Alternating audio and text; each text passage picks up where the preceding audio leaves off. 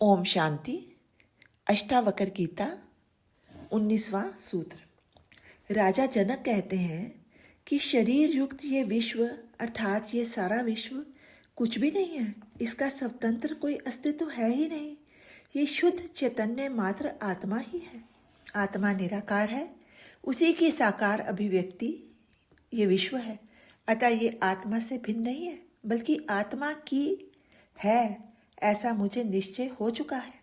फिर इसकी किसमें कल्पना की जाए? कल्पना में तो दो की आवश्यकता होती है। जैसे रस्सी में सांप की कल्पना करना, तो इसमें रस्सी है और दूसरा सांप भी है। किंतु जब यह विश्व आत्मा ही है, तो फिर इसकी किसमें कल्पना की जाए? आगे जनक कहते हैं कि ये शरीर स्वर्ग, नरक, बंध, मोक्ष व भय कल्पना मात्र है। इसका अर्थ है अज्ञानी अहंकारवश शरीर में ही जीता है, शरीर में ही मरता है।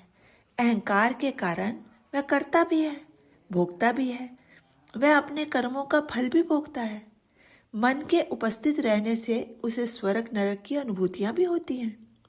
वह बंधन में भी है, जिससे बार बार जन्म लेना पड़ता है। वह स्वर्ग नरक से भयभीत भी है।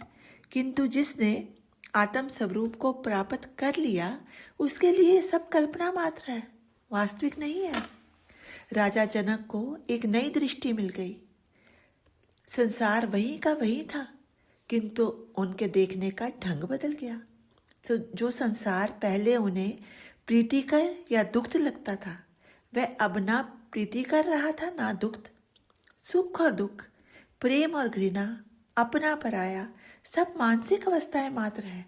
आत्मा के लिए वह केवल है, उससे कोई लगाव नहीं, ना अच्छा ना बुरा। ये भेद ही समाप्त हो गया। उसकी उपस्थिति को केवल दृष्टाभाव से देख रहे हैं। पहले राजा जनक शरीर, स्वर्ग, नरक, बंध, मोक्ष, भय एवं विश्व को कल्पना मात्र कहते हैं। अब उन्हें ये संपूर्ण जन समूह वन के समान दिखाई दे रहा है।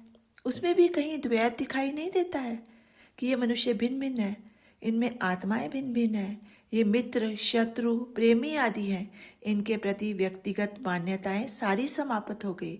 इस जन्म समूह में भी एकत्व भाव दिखाई दिया, आत्मवत दिखाई दिया। संकीर्णता के स्पष्ट दायरे टूट गए।